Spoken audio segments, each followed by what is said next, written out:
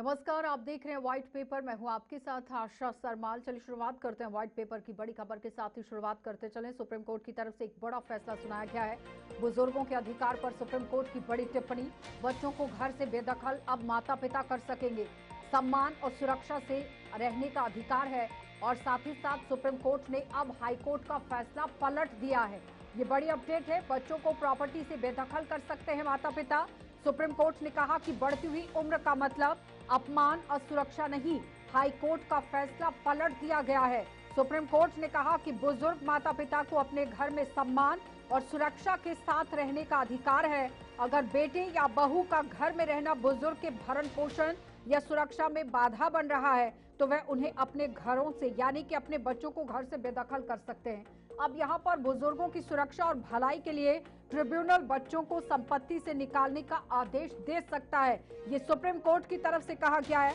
और साथ ही बताते चले, जहां जस्टिस पीएस नरसिम्हा और जस्टिस आलोक आराधे की बेंच ने कहा कि बढ़ती हुई उम्र का मतलब अपमान या असुरक्षा के साथ रहना नहीं। सभ्य समाज की पहचान इस बात से होती है कि वह अपने बुजुर्गों के साथ कितना सम्मान और सुरक्षा का व्यवहार करता है। तो सुप्रीम कोर्ट की तरफ से आदेश जारी किया गया, जिसमें लखनऊ की जो रविकांत गुप्ता है उनसे जुड़ा हुआ ये मामला था, जिसमें ये सुनाया गया है। तो उन्होंने सुप्रीम कोर्ट में हाई कोर्ट के उस फैसले के खिलाफ अपील की थी, जिसमें अपने बेटी और बहू को घर से निकालने के लिए एसडीएम और जिला मजिस्ट्रेट के आदेश को रद्द कर दिया गया था।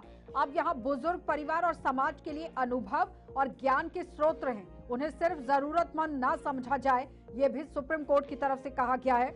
और साथ ही बताते चले, जिस तरह से लगातार अब सुप्रीम कोर्ट ने हाई कोर्ट का फैसला पलट दिया है और कोर्ट ने कहा कि वरिष्ठ नागरिकों के भरण पोषण और सुरक्षा को सुनिश्चित करने के लिए जरूरी पड़ने पर ट्रिब्यूनल बेदखली का आदेश दे सकता है। यानी कि हर विवाद में बेटे या बहू को घर से निकाल दिया जाएगा।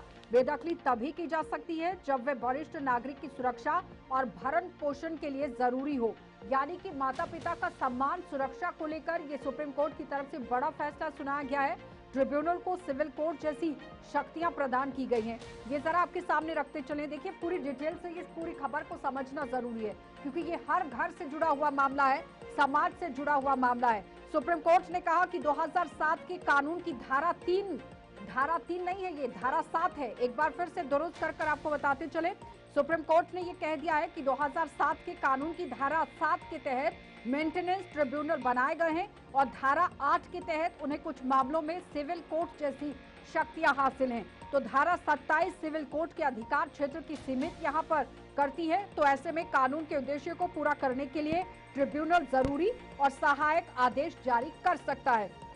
अब यहाँ पर 2021 के फैसले का भी हवाला दिया गया, जिसमें सुप्रीम कोर्ट ने एस वनीता बनाम डिप्टी कमिश्नर, जो कि 2021 के फैसले का भी हवाला दिया गया। इसमें कोर्ट ने माना था कि वरिष्ठ नागरिक के भरण पोषण और सुरक्षा के लिए जरूरी होने पर ट्रिब्यूनल बेदखली का आदेश दे सकता है। तो कोर्ट ने यह भी कह दिया कि अगर यही कानून स्थिति बाद में समतोला देवी बनाम उत्तर प्रदेश सरकार 2025 और कमलकांत मिश्रा बनाम एडिशनल कलेक्टर 2025 मामलों में दोहराई गई है। यानी कि 2007 का कानून क्या है, क्या कहता है, वो जरा आपको बताते चलें। क्योंकि माता पिता और वरिष्ठ नागरिकों का भरण पोषण कल्याण अधिनियम 2007 के तहत 60 वर्ष या उससे ज्यादा उम्र के वरिष्ठ नागरिकों के भरण पोषण और सुरक्षा के लिए कानूनी व्यवस्था की गई है। तो कानून का उद्देश्य ये सुनिश्चित करना है कि बुजुर्गों को बुनियादी जरूरतों के लिए दूसरों पर निर्भर रहने की बावजूद उपेक्षा और असुरक्षा का सामना न करना पड़े। यानी कि माता पिता और वरिष्ठ नागरिकों के भरण पोषण का जो कानून 2007 है वो क्या कहता है। देखिए, सबसे पहले वो ये कहता है कि देश में 60 साल या उससे ज्यादा उम्र का व्यक्ति वरिष्ठ नागरिक है और संसद में ये कानून 2007 में बनाया गया। राष्ट्रपति की मंजूरी 29 दिसंबर 2007 को मिली थी। और बच्चे या रिश्तेदार भरण पोषण नहीं करते हैं तो वरिष्ठ नागरिक मेंटेनेंस ट्रिब्यूनल में आवेदन कर सकता है। वरिष्ठ नागरिक को जानबूझकर छोड़कर 3 महीने तक जेल है। अगर आप वरिष्ठ नागरिक को छोड़ देते हैं तो छोड़ने पर आपको 3 महीने की जेल हो सकती है, 5,000 तक का जुर्माना या फिर दोनों, यानी कि आपको जेल भी होगी और जुर्माना भी आपको देना पड़ सकता है। तो जरूरतमंद बुजुर्गों के लिए वृद्धाश्रम या चिकित्सा सुविधाओं की व्यवस्था करना सरकार की जिम्मेदारी है, लेकिन वृद्धाश्रम पूरे देश के अंदर, समाज के अंदर नहीं होने चाहिए। ये एक बड़ा संदेश जाना जरूरी है। लेकिन उसके बावजूद भी सरकार ने इस पर काम करने की कोशिश की है कि अगर किसी के घर में इस तरह से सफाई से काम नहीं होता है, सेवा नहीं होती है, सुरक्षा नहीं होती है, तो वृद्धाश्रम बनाए गए हैं। लेकिन हर बच्चों को ये ध्यान में रखने की जरूरत है कि अपने माँ बाप को अपने घर में रखें, ना कि वृद्धाश्रम में। अब जरूरतमंद बुजुर्गों के लिए वृद्धाश्रम चिकित्सा सुविधाओं की व्यवस्था करना सरकार की जिम्मेदारी है। माता पिता और वरिष्ठ नागरिकों की खाने, कपड़े, रहने और इलाज जैसी बुनियादी जरूरतें पूरी करना बच्चों और जिम्मेदार रिश्तेदारों की जिम्मेदारी है। फिर देखभाल की शर्त पर भी यहाँ संपत्ति दी गई और नहीं होने पर मेंटेनेंस ट्रिब्यूनल कुछ मामलों में संपत्ति का ट्रांसफर रद्द कर सकता है। तो ये कानून 2007 यानी कि जो भरण पोषण कानून था माता पिता और वरिष्ठ नागरिकों का, ये कहता है। चलिए पैनल की ओर बढ़ जाते हैं और इसे समझ लेते हैं, क्योंकि समाज के अंदर कोई भी बुराई नहीं होनी चाहिए, अच्छाई पर काम ज्यादा तौर पर होना चाहिए। अरविंद शुक्ला हमारे साथ जुड़ गए हैं, वरिष्ठ पत्रकार हैं। बहुत बहुत स्वागत अरविंद जी जुड़ने के लिए। के शर्मा हमारे साथ जुड़ गए हैं, सुप्रीम कोर्ट के वकील हैं, आपका भी बहुत बहुत स्वागत के शर्मा जी। सरिता सिंह हमारे साथ जुड़ गई हैं, राजनीतिक विशेषज्ञ हैं, आपका भी बहुत बहुत स्वागत सरिता जी। सरिता जी, एक महिला होने के नाते सबसे पहले आप ही के पास आऊंगी। माता पिता की भरण पोषण, वरिष्ठ नागरिकों के भरण पोषण, सुरक्षा को लेकर ये जो कानून बनाने की बात हुई थी, इस पर आज एक बड़ा फैसला कि संपत्ति को वापस लिया जा सकता है, रद्द किया जा सकता है। आपको क्या लगता है कि अगर इस तरह से सुप्रीम कोर्ट की तरफ से फैसला दिया गया है तो समाज में कहीं ना कहीं आज भी ऐसी त्रुटियां हैं जिसे सही करने की जरूरत समझी है सुप्रीम कोर्ट ने? जी बिल्कुल, ये फैसला जो सुप्रीम कोर्ट ने दिया है मेरे हिसाब से ये बहुत जरूरी था, खास तौर पे आजकल के टाइम के लिए, क्योंकि यह फैसला समाज और राजनीति, मुझे लगता है दोनों के लिए ये आईना दिखाने का काम है। जहाँ पे आप देखेंगे कि आजकल जो जिस तरीके की न्यूक्लियर फैमिली हो गई है, जहाँ पे शुरुआती दौर में हम देखते थे कि जहाँ हम इकट्ठे रहते थे, एक साथ रहते थे, जहाँ पे बुजुर्ग बच्चे सब इकट्ठे रहते थे, वहीं पे आज देख लीजिए कि लोग अकेला रहना ज्यादा पसंद कर रहे हैं, जिसमें उसी पति पत्नी और बच्चा हो। माँ बाप जो है उनको एक तरह से आजकल के टाइम में बोझ लगने लगे हैं। और बहुत ऐसे घर अभी भी हैं जो देखे जा रहे हैं कि जॉब है तो हम माँ बाप को साथ में नहीं रख सकते और उन्हें वृद्धाश्रम में पहुंचा दिया जाता है, जहाँ पे सारी प्रॉपर्टी माँ बाप की होती है। वो होते हुए भी जो है उनको अपना जीवन यापन वृद्धाश्रम में जाके करना पड़ता है। तो ये सब चीज बहुत जरूरी है कि ये होना चाहिए, और उनके होते हुए उनके साथ ये सब नहीं होना चाहिए। तो ये बहुत जरूरी था आज के टाइम में। मैं आपको आंखों देखी हाल बता दूं कि कुछ ही साल की बात है, जब मेरे सामने एक बुजुर्ग महिला थी जो 70 साल का तो ये उनका रहा होगा, जहाँ पे उनके 2 बेटे, बहू, पोते पोतियों से उनका घर भरा हुआ था, लेकिन उन महिला के साथ इतना अत्याचार होता था, जहाँ घर होते हुए भी उनको घर के बाहर सोना पड़ता था, उनको 2 वक्त का खाना सही से ना। मैं आपको बता दूं कि एक वक्त ऐसा आया जब उन्हें भीख मांगने की नौबत आ गई थी। तो ऐसे स्थिति में एक पेरेंट्स क्या करे? कोई भी पेरेंट्स नहीं चाहता कि वो अपने बच्चों के साथ बुरा करे, चाहे उनको प्रॉपर्टी से बेदखल करे। लेकिन बच्चों का ये फर्ज बनता है कि जब एक माँ बाप एक आशा के साथ अपने बच्चों को अपनी सारी रिस्पॉन्सिबिलिटी के साथ बड़ा करते हैं, उसे पाल पोस के, तो उनकी भी एक जिम्मेदारी होती है कि जब माँ बाप उस एज में पहुंच जाए, जब उनको सहारे की जरूरत हो, सम्मान की जरूरत हो, इज्जत की जरूरत हो, तब उनको ना छोड़ा जाए। क्योंकि एक बुजुर्ग को ज्यादा कुछ नहीं चाहिए होता है, उनके साथ थोड़ा सा मीठा बात कर ले, थोड़ा रिस्पेक्ट दे दे, थोड़ा टाइम दे दे, उनके लिए बहुत बड़ी बात हो जाती है। लेकिन आजकल ऐसा नहीं देखा जा रहा है, क्योंकि शहरीकरण और न्यूक्लियर फैमिली के चक्कर में पेरेंट्स को बहुत इग्नोर किया जा रहा है। तो ये सब के लिए ये फैसला बहुत जरूरी था। और मैं ये जो 50% महिलाएं बेटी बहुओं से पिटती हैं, ये 2023 की मैं आपको डिटेल दिखा रही हूँ, जिसमें भारत में 1.8 करोड़ बुजुर्ग वृद्धाश्रम में हैं और लड़कियां हर महीने 12, लड़के 6 घंटे यहाँ पर पेरेंट्स को आप देखिए किस तरह से वृद्धाश्रम में छोड़ आते हैं। यानी कि 1.8 करोड़ बुजुर्ग वृद्धाश्रम में हैं। देखिए, ये बहुत ही दुखद है। और हम बता दें कि पहले विदेशों में क्या है कि लोगों को समझना चाहिए, भारतीय परंपरा के अंदर में जो संस्कृति हमारी है, इसमें ही माँ बाप ऐसे हैं कि जो पुत्र के लिए, पुत्रियों के लिए संपत्ति बनाते हैं, मकान बनाते हैं। अदरवाइज विदेशों में क्या है कि वो अपनी सारी संपत्ति को बेचकर उस पर लोन लेके और खूब एंजॉय करते हैं पूरा जीवन जी।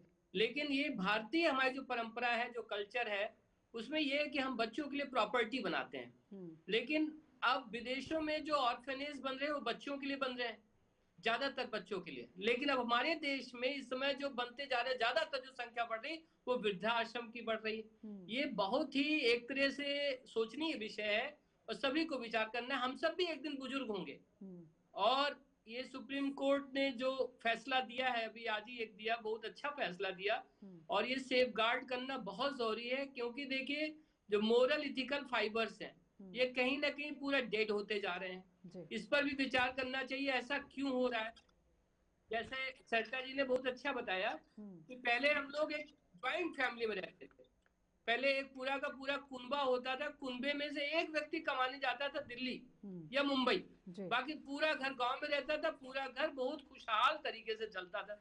लेकिन आज क्या है, वो सारे के सारे लोग कमा रहे हैं, फिर भी उन माँ बाप रखना चाहते, रख पाते जिन्होंने उन्हें पैदा किया, जिन्होंने उनकी जिंदगी संवारी और उनके लिए प्रॉपर्टी बनाई, संपत्ति बनाई। और ये सोच जो बिगड़ती बदलती जा रही है, उस पे न्यायपालिका की नजर बहुत जरूरी है, क्योंकि तभी हम इस समाज का जो एक ढांचा है उसको हम बचा सकते हैं। ठीक है। नहीं तो ये सामाजिक जो ढांचा है, जो सोशल स्ट्रक्चर है, वो बिखरने में बिल्कुल भी समय नहीं लगेगा। और मुझे लगता है इस पे इस तरह के डिसीजन, और हम सभी को इंट्रोस्पेक्शन की भी जरूरत है, आत्मनिरीक्षण भी करने की जरूरत है समाज को, कि ऐसा नहीं होना चाहिए। और जो माँ बाप हमारे लिए निरीक्षण अगर करते हैं, आखिर में तो हमें ही मिले। अरविंद जी, निरीक्षण अगर करते हैं तो 2050 तक ये कहा गया था 2023 की रिपोर्ट में कि 50 तक बुजुर्गों की जो आबादी है वो 31.9 करोड़ हो जाएगी। लेकिन 2011 की जो जनगणना हुई है ना, उसके अनुसार 10.4 करोड़ थी। अब बुजुर्गों की आबादी बढ़ने के साथ साथ उनकी सबसे बड़ी जरूरत पीछे छूटती जा रही है कि घर के अंदर उन्हें रहना जरूरी है। अगर अपने घर के अंदर आप नहीं रखते हैं तो जाहिर तौर पर अब सवाल तो उठते हैं ना फिर कि आखिर वजह क्या है, क्योंकि भारत में कुल मिलाकर 728 वृद्धाश्रम हैं, जिसमें 1.8 करोड़ बुजुर्गों की जो संख्या है वो रह रही है। तो ये सवाल उठ जाते हैं फिर। के शर्मा जी, ये बताइए कि जो ट्रिब्यूनल कोर्ट है, ये सिविल कोर्ट को बहुत से, ट्रिब्यूनल जो है वो सिविल कोर्ट को बहुत सी शक्तियां देता है, क्या सही तरीके से उन शक्तियों का इस्तेमाल हो पाता है? जो 2007 के कानून की धारा 7 भी है कि मेंटेनेंस ट्रिब्यूनल बनाए गए, फिर 27 सिविल कोर्ट के अधिकार क्षेत्र भी सीमित ये करता है।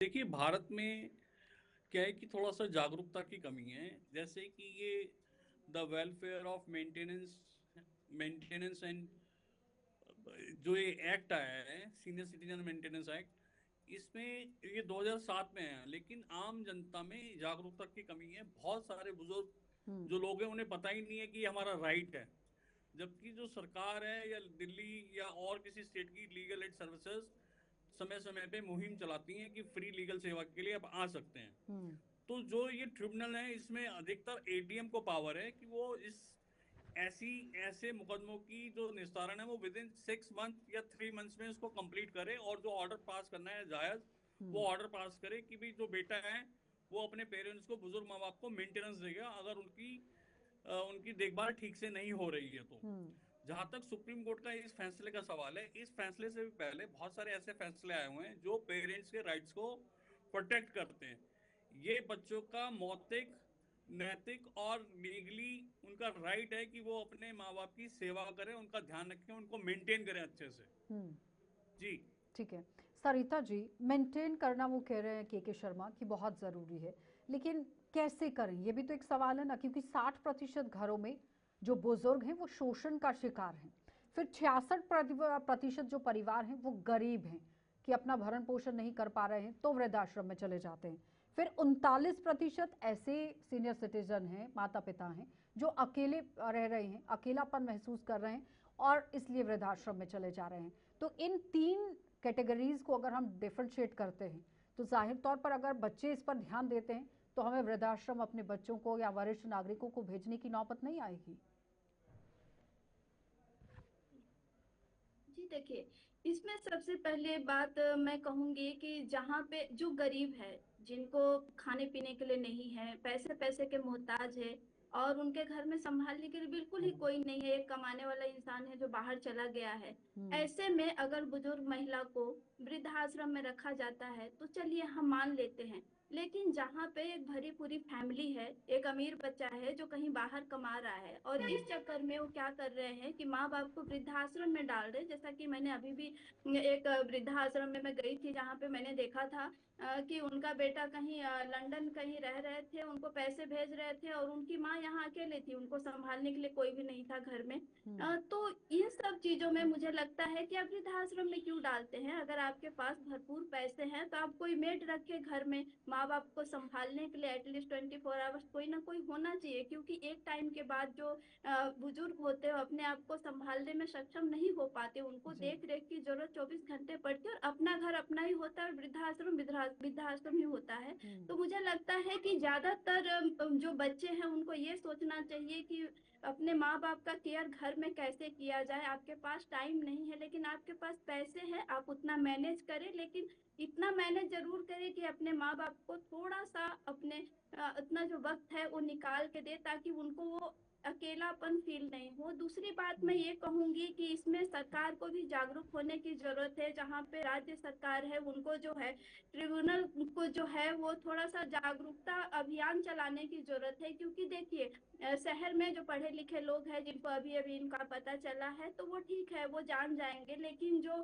गांव में शहर मतलब गांव में जो लोग हैं, मोहल्ले के जो लोग हैं, जो बहुत पुराने लोग हैं, जो न्यूज नहीं देखते हैं, उनके लिए ये जागरूकता अभियान चलाना इसीलिए जरूरी है ताकि उन्हें जाके बताया जाए कि ऐसा भी एक कानून है जो आपके लिए एक हथियार का काम करेगा, आपको बचाव का काम करेगा, और आपको अपने प्रॉपर्टी होते हुए अपना घर छोड़ने की जरूरत नहीं है। आप अपने अधिकार से अपने घर में रह सकते हैं और आपके प्रॉपर्टी पे आपका बेटा आपके बिना जो है वो जबरदस्ती का हक नहीं जता सकता। तो ये सारी चीजें जो है वो एक राज्य सरकार को भी करने की जरूरत है ताकि हर बुजुर्ग तक, हर मोहल्ले में ये चीज पहुंचे। और इस पे जो है एक सवाल और उठ काम जाता है ना, करने की के बहुत शर्मा जी, जरूरत है। सरिता जी, ठीक है, के शर्मा जी, कानून बनाया है, एफआईआर आप दर्ज करा सकते हैं, लेकिन बुजुर्ग आगे नहीं जाते क्योंकि वो अपने बच्चों के खिलाफ कोई कार्रवाई नहीं चाहते हैं। तो इस केस में आपको क्या लगता है कि क्या कदम उठाने चाहिए सरकार की तरफ से, कि ऐसी कौन सी टीम का गठन होना चाहिए? सीनियर सिटीजन और पेरेंट्स, जहाँ तक ये सीनियर सिटीजन और पेरेंट्स का मेंटेनेंस का एक्ट का सवाल है, इसमें एफआईआर की जरूरत नहीं पड़ती है।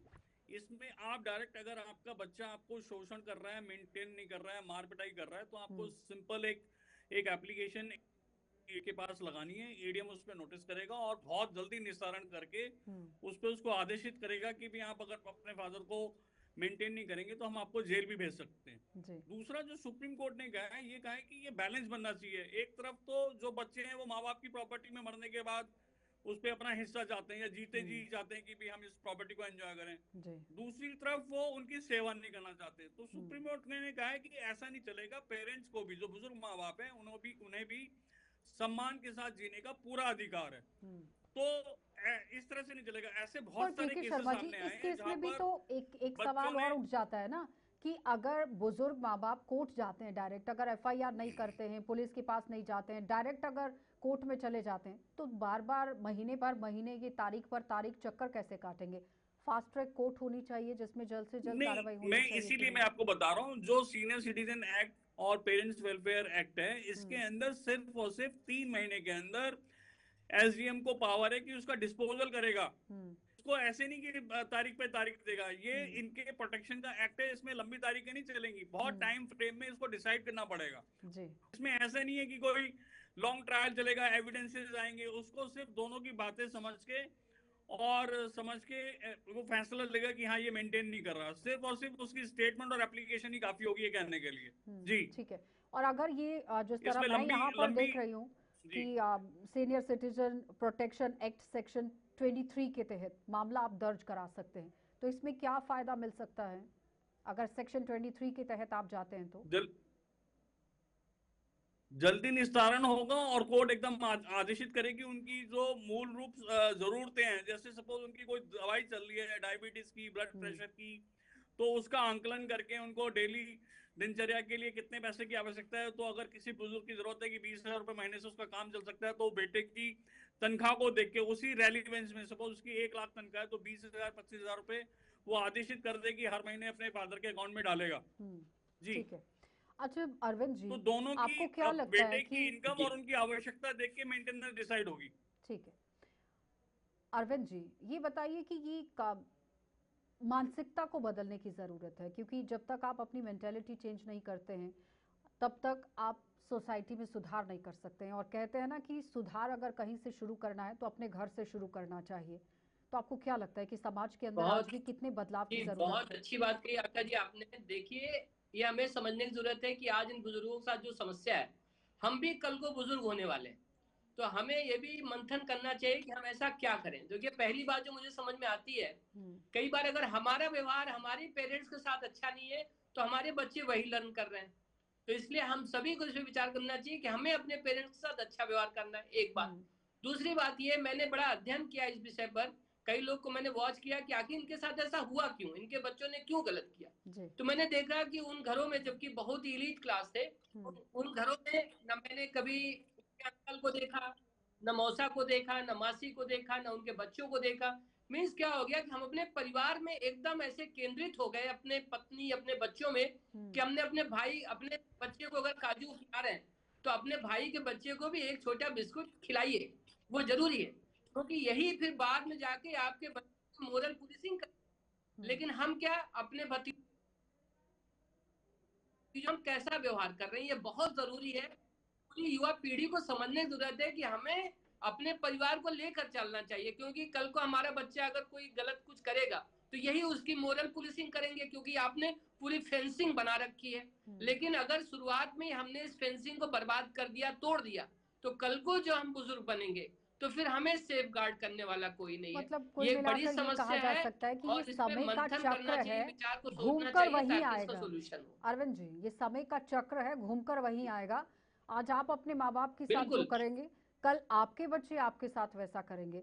लेकिन एक स्टिग्मा के तौर बिल्कुल पर अगर हम देखें कि वृद्धाश्रम के अंदर लगातार संख्या बढ़ती चली जा रही है, उस पर रोक लगाने के लिए क्या ऐसे बच्चों को बायकॉट करना चाहिए या फिर उनके साथ बैठकर बातचीत करनी चाहिए ताकि समाज के अंदर सुधार आ सके? क्या कदम उठाने की जरूरत है, बताइए।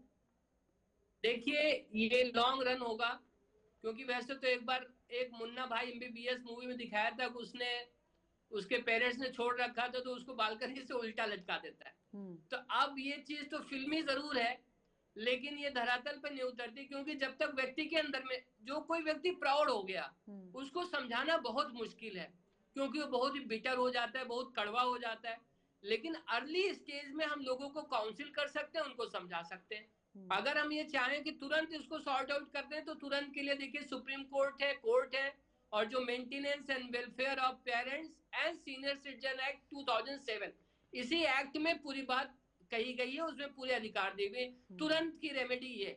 लेकिन लॉन्ग रन में अगर हम चाहते हैं इसका जड़ से सफाया हो, तो बस वही उपाय है कि हम अपने सरिता पेरेंट्स के जी, साथ अच्छा एक्ट के बिहेव अंदर करें, तो ये भी लिखा बच्चों गया को है अच्छा सिखाएं, कि अगर बच्चे नहीं कर पूरे रहे अपने हैं पूरे भरण परिवार पोषण के साथ अच्छा। तो आसपास के लोग या फिर रिश्तेदारों को सामने आना चाहिए ताकि समाज के अंदर सुधार हो सके। आपको लगता है कि आज के हाँ, समय में वो ऐसा होता तभी है कि आएंगे लोग जब अपनी हमने इन्वॉल्वमेंट उनसे देते हैं? कनेक्शन बना रखा है, नहीं तो कल को वो कहेंगे कि बहुत अच्छा कर रहा है इनका लड़का, ये ऐसे ही थे, तो ठीक फिर है क्या होगा, क्योंकि अरविंद जी, हमारे व्यवहार ठीक है उनके टुवर्ड्स भी अरविंद जी, अच्छा नहीं ठीक है। था।